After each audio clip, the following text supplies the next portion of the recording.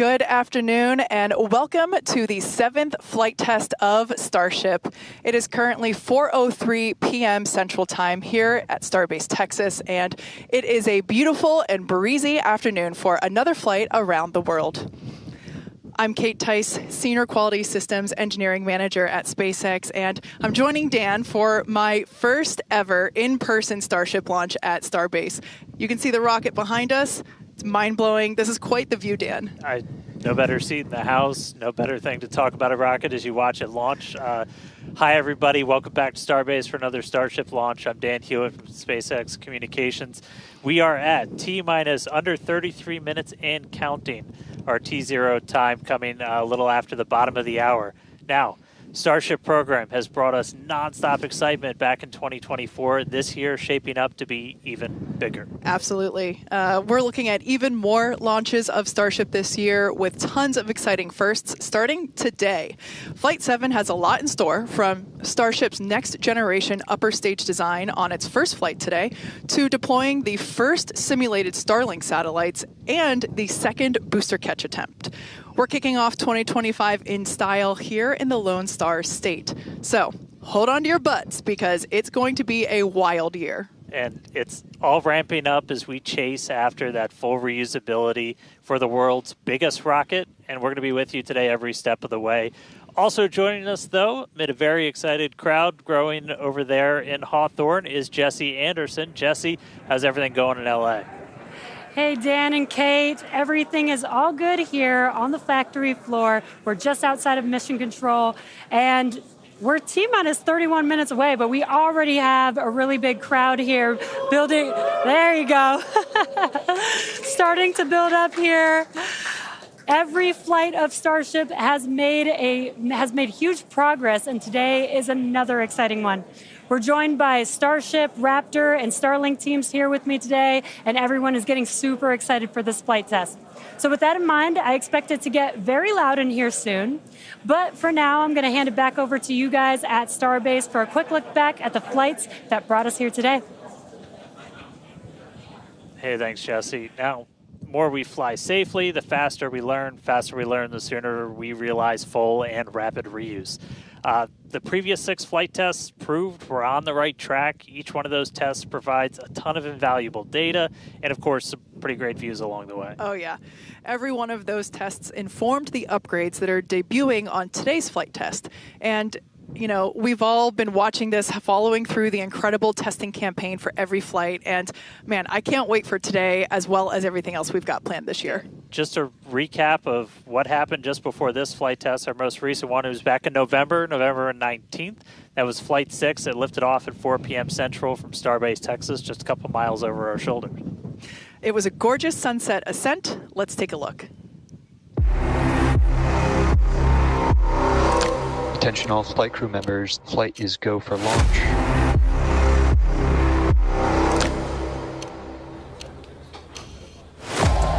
It's been just over a month since Flight 5. The goal is to get that turnaround time down to hours. We have liftoff.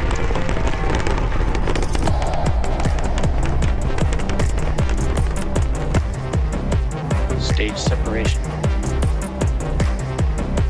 30 seconds, no catch decision. Booster offshore divergence.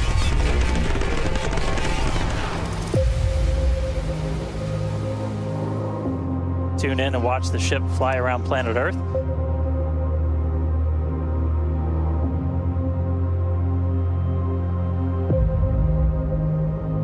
Relight demo startup. And shutdown. Starship is at 100 kilometers altitude. Flaps now have control of the vehicle.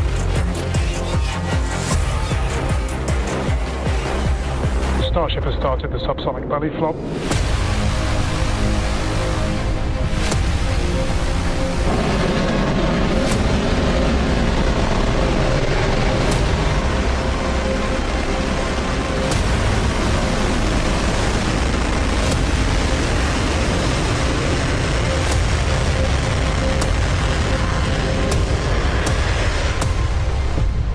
Starship has landed. All right, now today's flight test is going to look pretty similar profile-wise to that last one and honestly the last couple. So everything starts off, as always, with liftoff. The Super Heavy igniting those 33 Raptor engines. Super Heavy going to power us through that initial ascent, get Starship on its way to space before we get to the hot stage maneuver. Exactly. The ship will then ignite engines while it's still attached to the booster. That will allow us to separate the two stages. That booster will leave a few engines on for that flip and return back here to Starbase for a catch at the launch tower. And while booster catch is blowing our minds, ship keeps going all the way to space, gets into its suborbital trajectory. Got a couple on-orbit things. We're going to deploy our first test satellites, also going to relight a Raptor engine while in space. That all sets us up then for re-entry. As we have seen on the previous flights, courtesy of Starlink, that re-entry period gives us such gorgeous views. It's like, just a rainbow flow of colors as the ship re-enters the Earth's atmosphere. The ship will relight its engines, perform a flip maneuver for a soft water landing in our targeted location in the Indian Ocean. And that will once again be daylight given our later launch window. So today's flight test will be launching the next generation of Starship. It'll attempt the first payload deployment test, fly multiple re-entry experiments geared toward ship catch and reuse, and of course, the launch and return of the Super Heavy booster back to the launch site right there behind us. Yeah, that's going to be amazing, but ship, kind of the star of the show for a lot of stuff today. A huge block of upgrades to Starship's upper stage are debuting on this flight test, adding more capability. We'll start off up top. Those forward flaps got a redesign. They shrunk in size. We shifted them towards the top of the vehicle, away from the heat shield. That's going to make it significantly less exposed to re-entry heating. And then Starship itself, we made it about 2 meters taller. So we stretched it up to about 52 meters. That allowed us to add 25% more propellant volume, along with a bunch of propulsion upgrades like vacuum jacketing of those feed lines to the engines, an entirely new feed line system for the Raptor vacuum engines, an improved avionics module for propulsion, all that adding performance and the ability to fly longer missions. And just like on Flight 6, tiles have been purposely removed to stress test vulnerable areas. This time we're doing it across the entire vehicle, including in critical areas, as we use this flight to push the boundaries of Starship's capabilities. And for re-entry experiments, multiple metallic tiles are being tested, as you can see there on your screen, including some that have a version with active cooling. Then the vehicle's avionics, its brains, got a complete redesign. Some of the new things, we've got 4 of these upgraded Starlink terminals that combine Starlink, global navigation, and RF communications into a single unit. And then on the sides of the vehicle, we have these catch fittings. They're non-structural, but we're going to be able to see how they perform thermally during re-entry. We also smoothed part of that tile line to address some hot spots that we saw during entry on the last flight. Now, the ship and the booster, they weren't the only thing to get some upgrades. On the ground side, several radar sensors will be tested on the tower catch arms as we experiment with additional ways to measure distance between the arms and the vehicle while we prepare for ship catch. Now, this is just a handful of the many upgrades included on this flight that make this the most capable Starship that we've flown so far. And then something really cool has me super excited. We're going to be deploying 10 Starlink simulators that are similar in size to our next generation Starlink satellites. With pretty unparalleled payload capacity and full reusability, Starship's going to be able to deploy our more advanced V3 Starlink satellites, which is going to help us continue to revolutionize global connectivity. Each of those Starlink V3 launches on Starship is going to add about 60 terabits per second of capacity to the Starlink network. And that alone that's more than 20 times the capacity we're getting with every V2 Mini flight on a Falcon 9 right now. That just helps further Starlink's impact in the coming years as we expand access to high-speed internet all around the world and eventually beyond. And those Starlink simulators are going to be on the same suborbital trajectory as Starship, and they're expected to demise upon entry. Starship itself, its trajectory looks very similar to all of our last several flights, suborbital, splashdown targeted into the Indian Ocean, a couple hundred miles off the western coast of Australia. And then the other on-orbit thing we're doing is going to be relighting a single Raptor engine while in space. We knocked that out last time. V2 ship, new propellant system. Let's do it again on this one. Ship's going to be busy. Now, of course, we can't forget to add that today's Super Heavy booster is reflying flight-proven hardware for the first time. A Raptor engine that flew on the booster that was caught during Starship's 5th flight test. You can see it there on your screen. This flight-proven engine, we've got Raptor 314 there, hence why there's a piece of pie on this nozzle. Maybe we can get that image rotated so you can see it a little bit better. Yeah, there we go. If you didn't already know, we like our jokes around here. So that's what we have planned for today's flight test. And so far, everything is on track as we continue to count down. We're now within 23 minutes of launch. We're at 22 minutes and 52 seconds. Everything continues to look good. Still a little breezy, but that's okay for us. Yeah, we set up our desk in a wind tunnel today. It's probably windier here than it is anywhere else, but weather's cooperating, really clear skies, no rain today, still well within our limits for booster launch or catch. Not tracking any issues on vehicle as we continue to count down. We're still loading prop on board. Our range team also reporting that the range looks like it will be clear at our current T0. So that's super important. We're going to keep an eye on that all the way up to the end. As for what we've already done with the vehicle leading up to today, we stacked the vehicle over the weekend. We lifted the ship on top of the Super Heavy booster. Hours ago, we cleared the site of all personnel. And of course, our flight controllers came on console, some of them sitting in the building behind Dan and I. And as Dan mentioned, the range team was deployed. They are standing by in the Gulf to make sure that the booster has a clear to return back to here at the launch tower, but also they're located in the Indian Ocean, standing by to make sure that the targeted landing zone for the ship is also clear as well. And then we knock out a whole bunch of things in the hours before launch. We do an alignment on all the guidance, navigation, and control.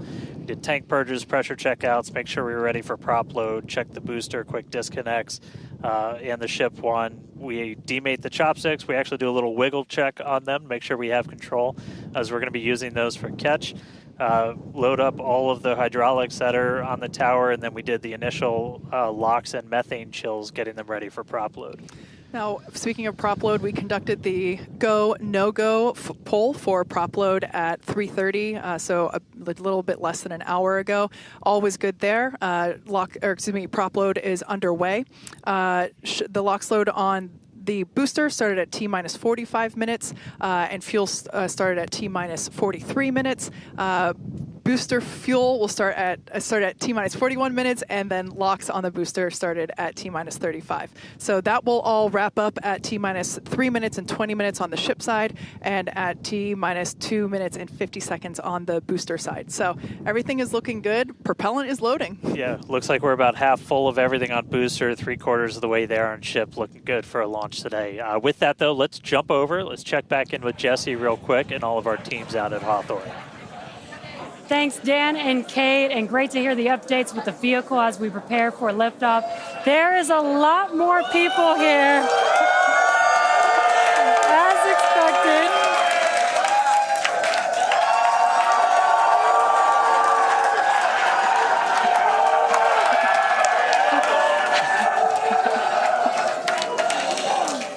Love it. All the Raptor engines are built here, so there's a lot of that team here in the crowd, so they have a strong connection to the Starship flight today. Every flight test gets us closer to a fully operational Starship, which gets us closer to our ultimate goal to make humanity a multiplanetary species. To establish cities on Mars, we're going to need high-cadence, low-cost flights for cargo and crew. As the only fully reusable rocket with this kind of capability, Starship is the only vehicle in development that will be able to unlock our multi-planet future. Starship uses a first-of-its-kind on-orbit propellant transfer to refuel in orbit in preparation for these long trips.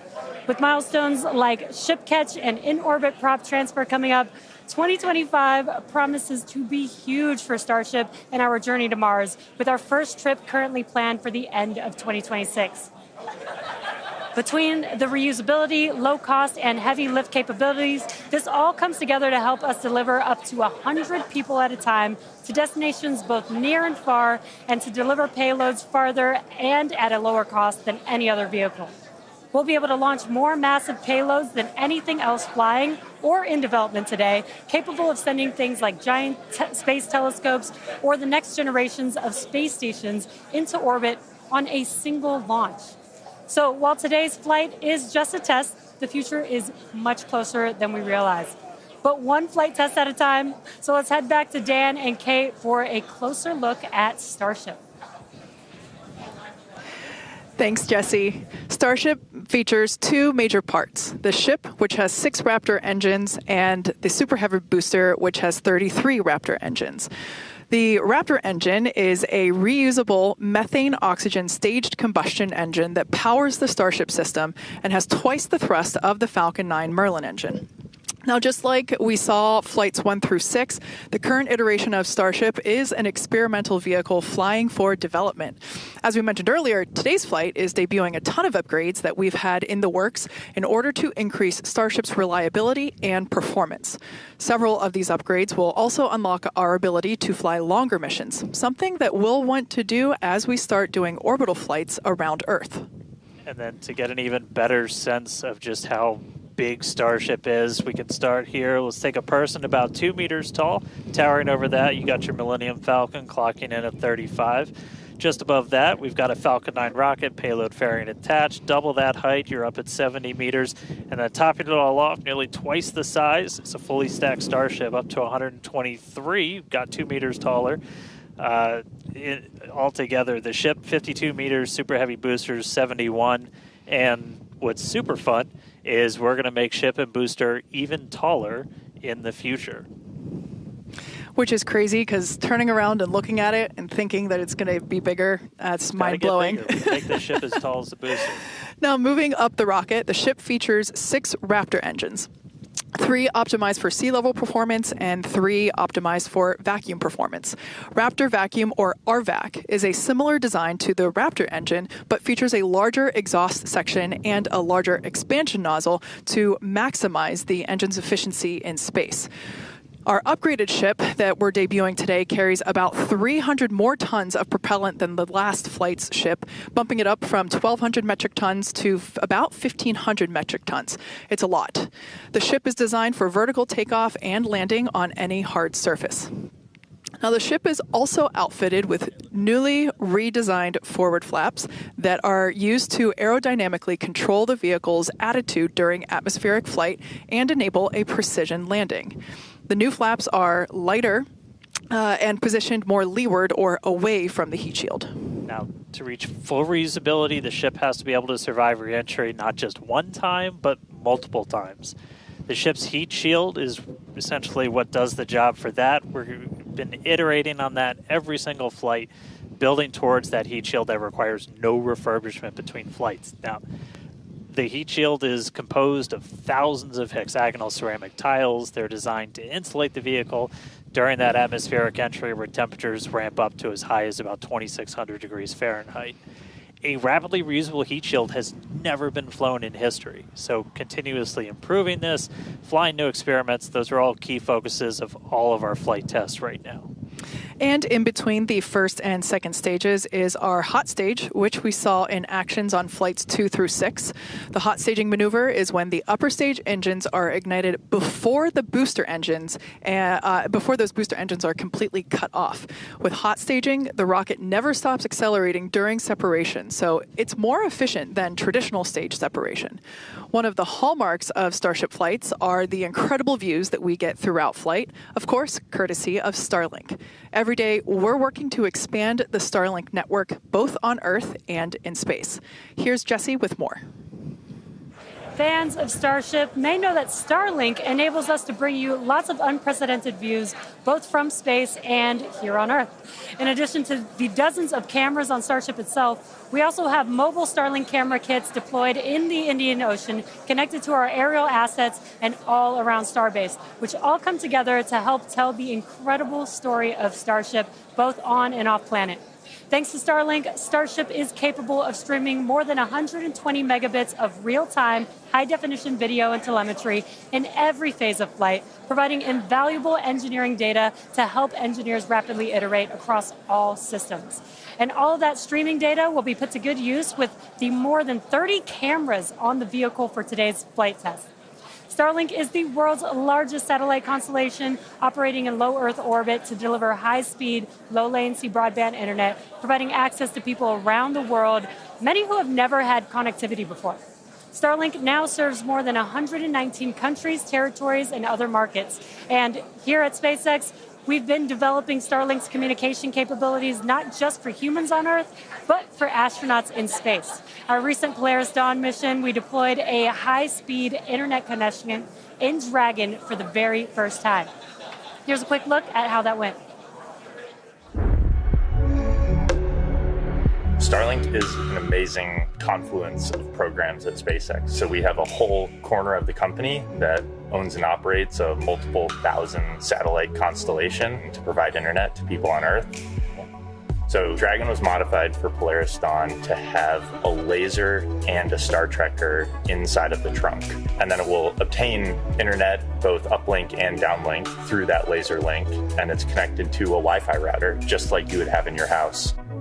Getting online with Starlink was super easy. It was just like getting online at home, and even easier, perhaps. It just connected automatically and then worked seamlessly. And then it was just internet in space. The Starlink performance on orbit blew us away. It enabled us to talk directly with Mission Control team, and it also enabled us two-way video connection with our families back at home. So it just was an incredible resource. One of my favorite memories is, all four of us in different parts of the spacecraft on phones with our earpieces talking to our families. Get to show them the perspective that we have of Earth. It was very cool to bring them into the mission that way. I was able to show my kids and my husband, what it looked like to be floating in space. I got to show them out the window. Well, my husband even exclaimed that at one point we hung up the call and he called back and I answered and he was like, I called space. Starlink on Dragon is something that we want to include because we have this company within SpaceX that has space-based internet. So what not a better way to test space-based internet in space? From connecting astronauts in space to providing high-speed internet to more than 4.6 million active customers here on Earth, the Starlink team is laser-focused on expanding coverage, increasing speeds, and lowering latency so that we can connect as many as possible around the world and beyond. Last year, we activated Starlink in 27 new markets and are now covering a global area home to 2.8 billion people, including those who live in some of the most remote places on Earth. To meet the growing global demand for high-speed internet, SpaceX opened a new 700,000 square foot factory in Bastrop, Texas, and introduced Starlink Mini as well as an upgraded version of the Starlink Standard Kit. The SpaceX team also achieved an unprecedented launch cadence, conducting 134 Falcon launches, with 89 dedicated to expanding the Starlink constellation. With each launch, Starlink adds more capacity to the constellation and continues to expand its coverage, connecting even more people in underserved and hardest to reach areas of the globe. Now, while our mission to connect the unconnected is far from complete, you can check out some of the Starlink team's highlights from 2024 and learn more about how our customers are furthering Starlink's impact around the world at starlink.com/stories. And a little bit closer to home, we do have a few updates for those impacted by the fires here in Southern California. So far, the Starlink team has provided about 1,350 free kits to fire departments and other disaster response organizations from down in Orange County all the way up to Malibu. That is in addition to applying free Starlink service for thousands of customers impacted by the fires all across the Los Angeles area. And just as critically, since enabling our direct-to-cell satellites with T-Mobile, more than 120,000 text messages have been sent, allowing those in impacted areas to reach loved ones, text 911, or receive emergency alerts. I've never been prouder to be an employee at SpaceX for moments like that where we can help the people and community around us. Make sure to follow @Starlink on X for updates as we continue to work with local response teams, and check out starlink.com/LA wildfires. for more information on these efforts. But back to today's flight test, one of our objectives is to return the booster to the launch site where it will be caught by the tower as we did on Flight Test 5. So let's head back to Dan and Kate for a catch primer. Thanks, Jesse. We are now T-minus 8 minutes and 40 seconds until liftoff. Flight controllers on console there in the building just behind Dan and I. You can actually see the rocket in the distance at the pad 6 miles away. Our excitement is growing. I already am not sure if I'm going to be able to remain coherent after witnessing this, so looking forward to it. You'll be all right. You'll be all right. Just a quick status check. The ship fully loaded in its main tanks on LOX and fuel. We're going to load the header tanks, and booster is going to be closing out real soon as well. Let's talk about that second catch attempt, though. So we're going to use the tower's 2 gigantic robotic arms, call them the chopsticks, same thing we used to stack Starship onto Super Heavy for all the integration ahead of a flight, and that's what we used to catch by moving stuff like landing legs from the booster to the ground side. It's a lighter booster, means you can carry more into space. Now, in a nominal operational scenario following liftoff and after the 2 stages separate in flight, Super Heavy will return to the launch site, reignite its engines to slow the vehicle down, and the tower's arms will catch the rocket booster. And just to get to this point, just like before, thousands of distinct vehicle pad criteria have to be met prior to that return and catch. We need healthy systems on the booster, healthy systems on the tower, and a manual command from our mission flight director for the day. If we don't send that command before the boost back burn ends, or if any of those automated checks kick us out, that's what happened on Flight 6, the Super Heavy booster will divert to an offshore trajectory, and it'll go out and do a landing burn and a soft splashdown in the Gulf of Mexico.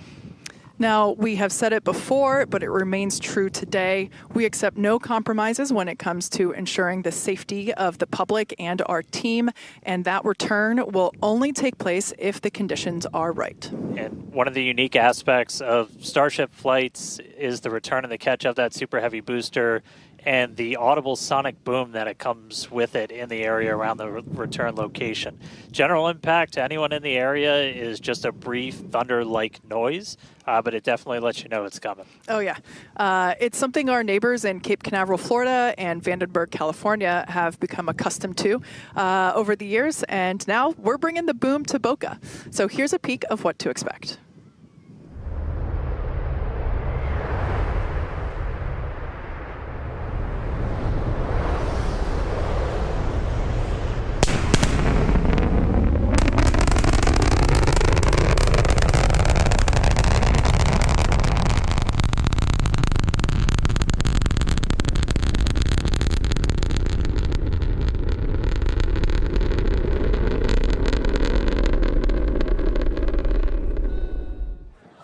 As I mentioned earlier, we have Starship, Raptor, and Starlink employees here fully invested in this flight test. And of course, many other SpaceX employees also here across our site supporting their teammates. Every flight test has been pretty unique, and we're all very excited for another round of firsts, but I'm pretty sure the crowd is looking forward to potentially watching those chopsticks catch another booster. So let's see how excited they are today.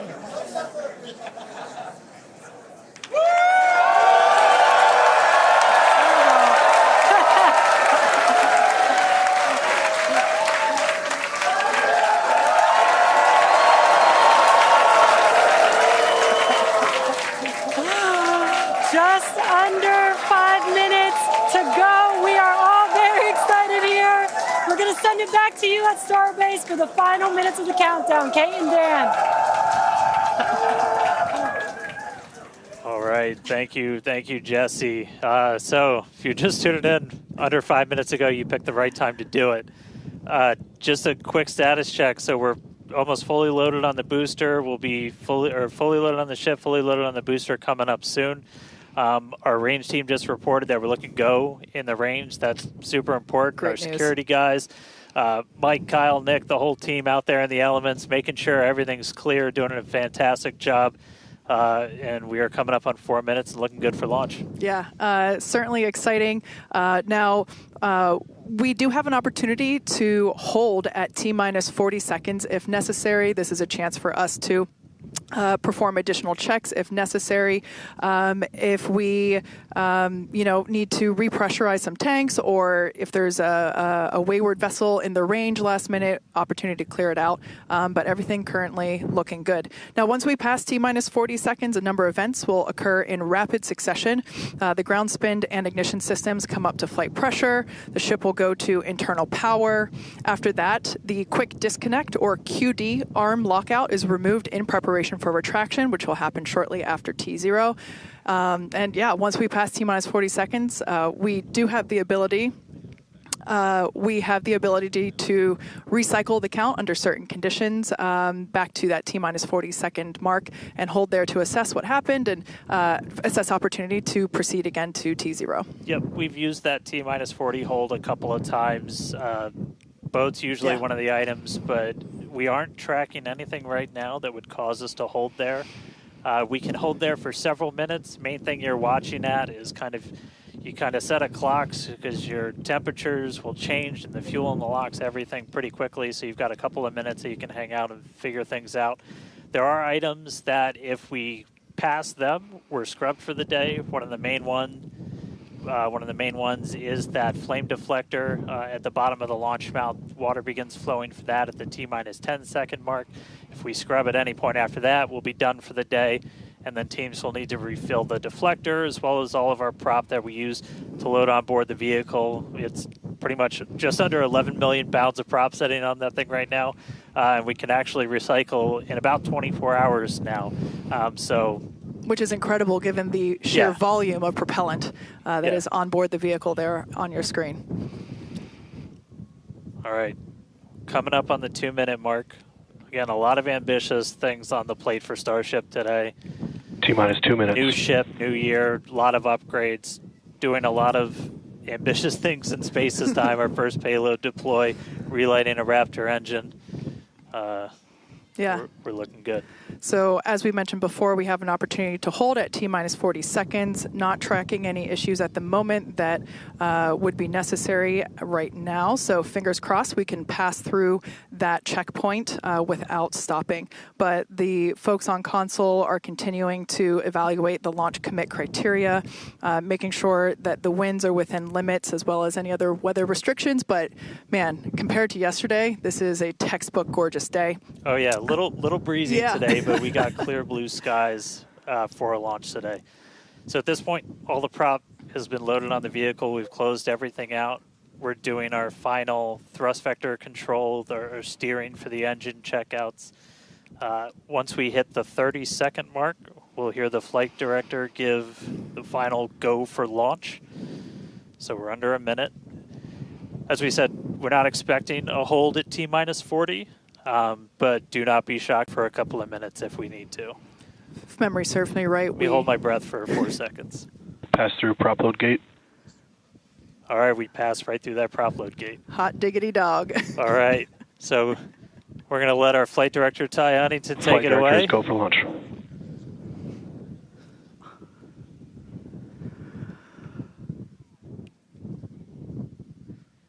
And 20 seconds.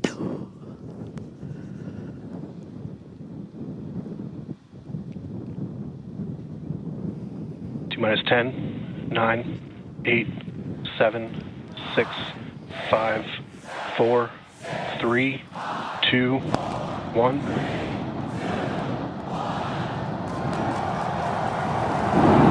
We have liftoff.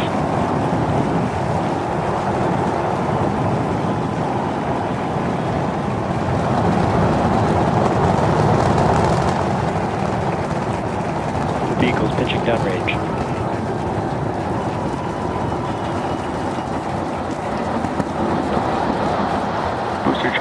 Nominal.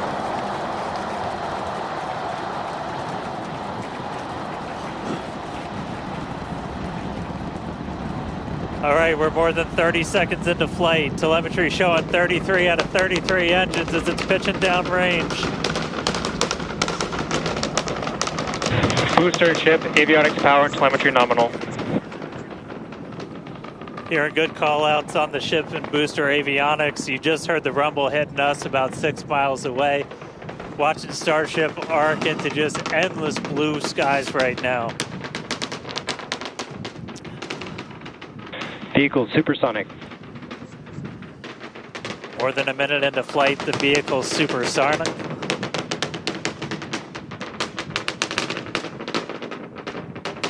Max Q. So we just passed through max Q. That's the greatest stress the vehicle's going to experience on the way uphill. Reminder that all of our teams down here on the ground are now looking at systems on the tower. They just did a manual check through. That's going to inform that manual flight director's decision. Next moment coming up, though, is going to be hot staging. Don't take your eyes off it. It's one heck of a light show.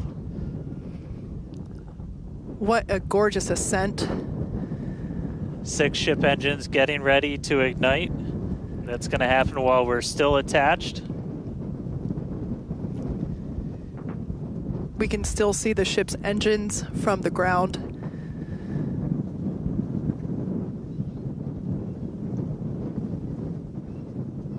Got a little under 30 seconds away from that. We are hearing good call outs on the tower preparedness from the manual checks. Reminder though, we've still got automated checkouts on the booster and the ship itself. But as of right now, our manual checks and our manual commanding is looking go for a catch. Booster engine cut off. That is incredible news. We just heard the call out for booster right, engine Nico. cut off. Engine startup. Most engines cut off, down to those Stage middle separation. 3. Cruise backburn startup.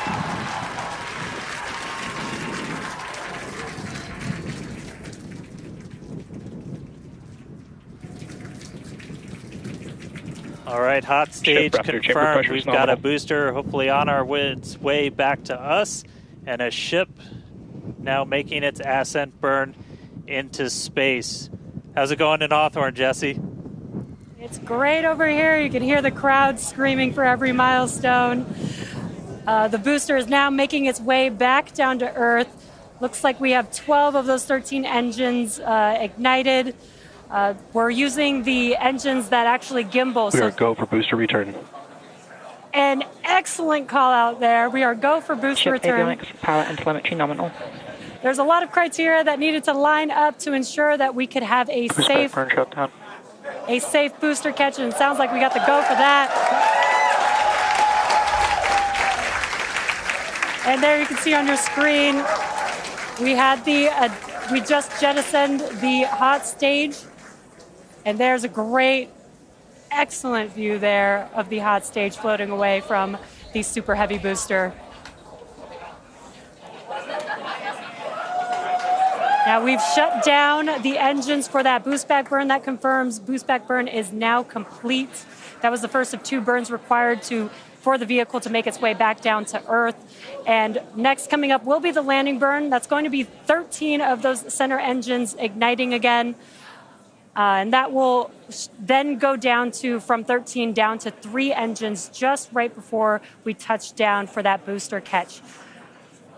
Now, reminder, our stage 1 objectives are to have a controlled ascent, stage separation, as well as a controlled boost back burn and hot stage as well. So we're looking good for that so far. Some great views there from the ship of Earth. That looks incredible.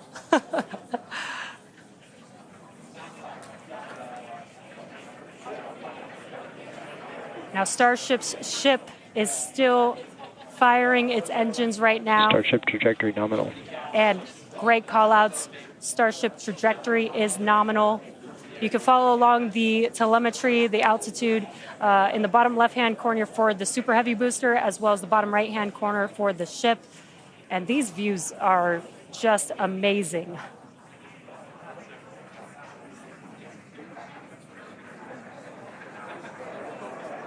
Again, the booster is currently making its way back to the tower today. So we're looking forward to a booster catch with the chopsticks.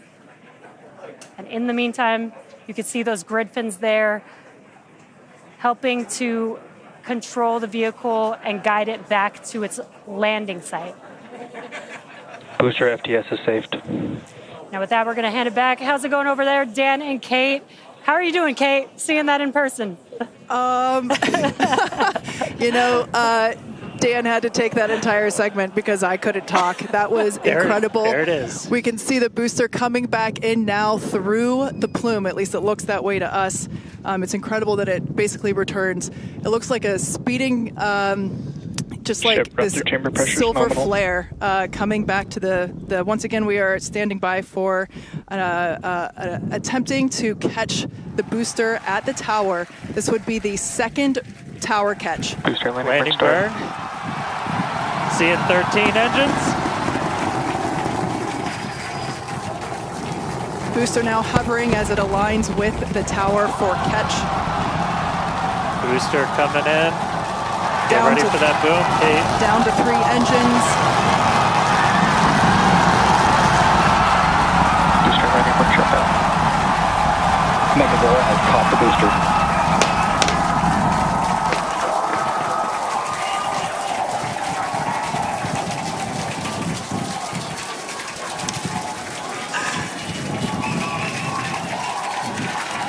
You heard it here. Megazilla has caught the booster.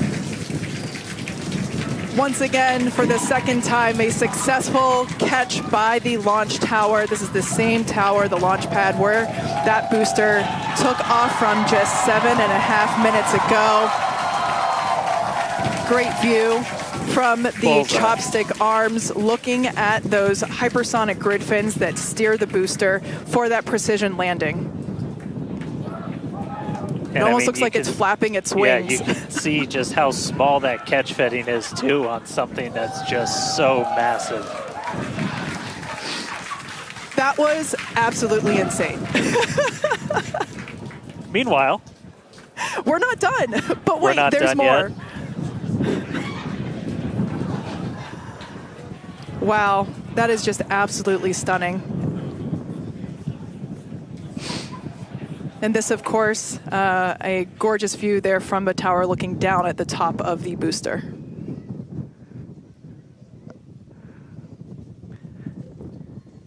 All right, and we are tracking. Now we're standing by for views from the ship, but who can take their eyes off of that incredible sight? That is once again the second catch of a booster back at the launch tower. It was incredible to see it come back down, just this silver flare in the sky. And we can still see the launch plume behind us, and wow, that we definitely I can't speak for you, Dan, but that was very moving for me. Yeah, and right now you can see some of the telemetry on those ship engines has gone out, and we're waiting for an update on what our ship status is. We were approaching that ship engine cutoff time, so just waiting to hear.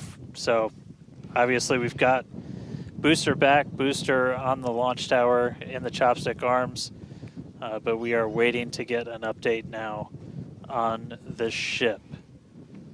As we were expecting ship engine cutoff about 40 seconds ago. We saw some of those engines start to go out prior to that point. And so right now we are just standing by to try and get the latest word on where we are with ships. So stick with us for just a couple of minutes as we wait to hear some updates. Now, if you just recently joined us, you might want to hit rewind and go back about 9-10 minutes ago to when Starship lifted off from the launch tower that you see there. We had a gorgeous ascent followed by a stage separation where the ship separated from the super heavy booster. The booster performed a flip maneuver and returned back to the Gulf Coast here. There you can see it on your screen. Obviously a successful catch back at the launch tower, which is something that we were all hoping to see and really couldn't ask for a more beautiful background with those blue skies and blue water there. As Dan said, we are standing by for an update on the ship that had ignited its engines and started making its way up to space. So standing by for more info on that. But wow, what an experience to see that take off and for that booster to come back. You can see it there up close on your screen to the place that it launched from. Once again, there were thousands of catch commit criteria, which is basically just all the things that we have to assess and evaluate and basically make sure that they are make sure that everything is clear and acceptable conditions, both on the vehicle side as well as the tower side, in order to enable that catch. So obviously from the last two flights that we have done, where the Flight 6 we attempted but had to divert into the ocean, and then on Flight 5 we did have the first ever successful catch of the booster. We used the learnings of those two flights to hone in that catch commit criteria, and we saw success today, which is pretty awesome. Yeah. And just a quick status check. So we currently do not have comms with the ship. So trying to figure out exactly when that happened and exactly what happened. So obviously the flight controllers right now going through their data, looking to make sure it's not anything instrumentation on the ship, but actually try and get us a status. So again, we're gonna keep listening in on this. We'll give you an update as soon as we have a little bit more. So for now, stage 1 back in the tower, waiting to find out a little bit more about stage 2.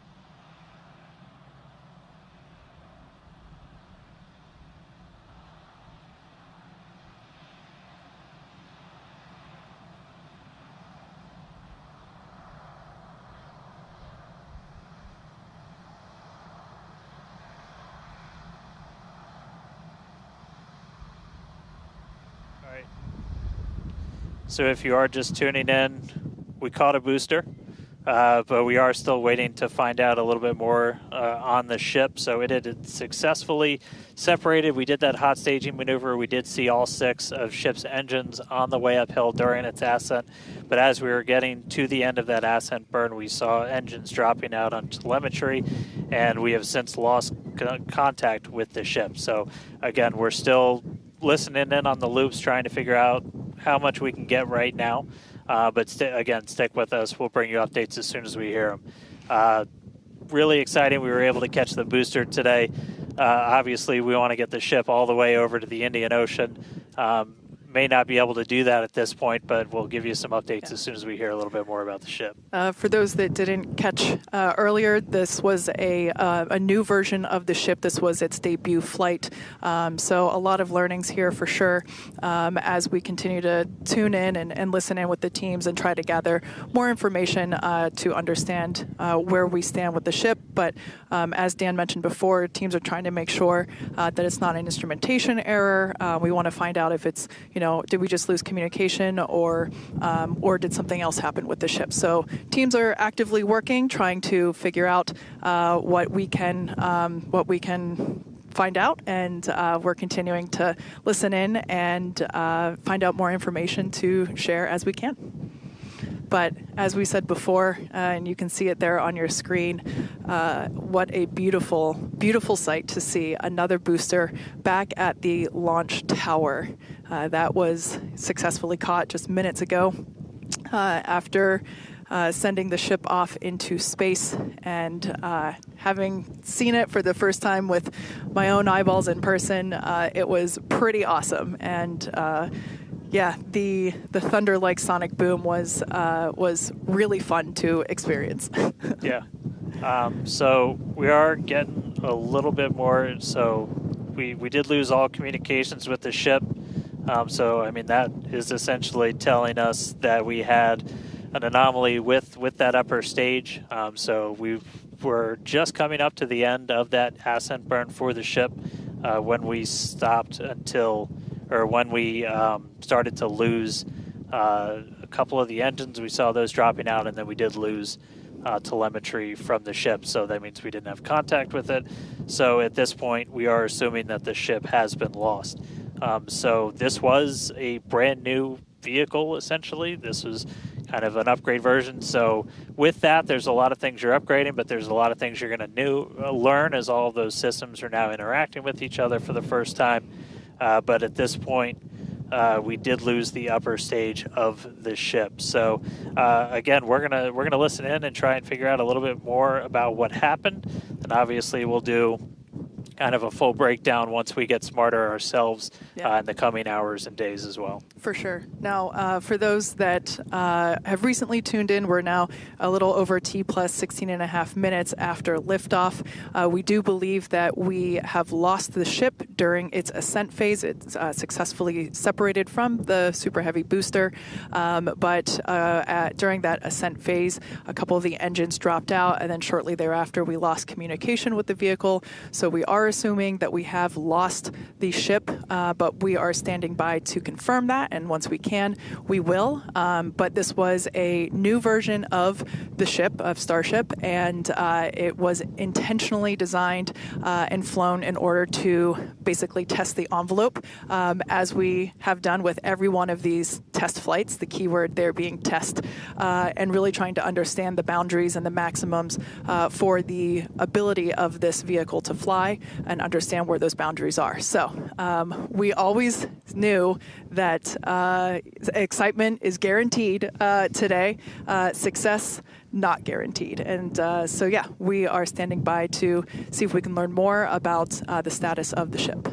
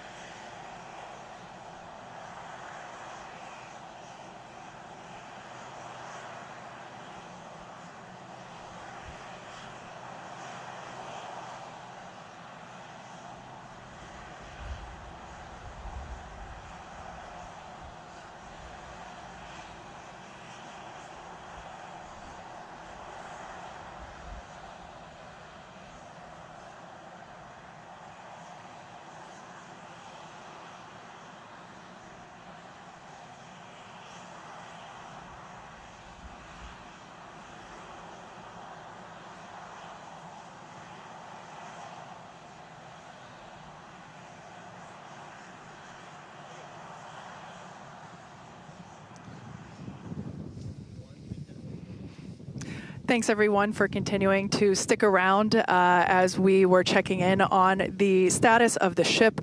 At this point in time, we can confirm that we did lose the ship. However, Starship, the total vehicle, did have an on-time liftoff at 4:37 p.m. Central Time from the launch pad just behind us at Starbase Texas. Gorgeous ascent and successful stage separation. The booster pushed the ship off, and the ship disconnected during that stage separation. The booster came back for a successful, the second ever booster catch at the launch tower, which was pretty incredible to see. Yeah, it was great to see the booster come down, but we are obviously bummed out about ship. It looked like we lost contact with it a little under 8.5 minutes into flight. That's roughly when you start to get to that main engine cutoff. We obviously need to go through all the data. It's going to take some time. In the next hours, days, we're going to figure out exactly what happened, come back, fly the next one, get even farther. Reminder, it's a test. It's a flight test. It's an experimental vehicle. So we'll figure out what ended our day today and make sure it doesn't end our day tomorrow. So as we do that, we're going to continue to provide you updates on our X account on SpaceX.com. So just continue to tune in there. As we learn what happened, we'll be ready to share it. Exactly. So for now, we are going to wrap up our webcast. We'd like to thank the folks in the county for supporting the launch, as well as the agencies that enable us to launch, and of course to our viewers for tuning in. And thank you, Kate, for coming down, doing this with me. It was great to have you here. I'd do it again in a heartbeat. All right. Well, that'll do it for us. We'll see you guys at the next Starship flight test.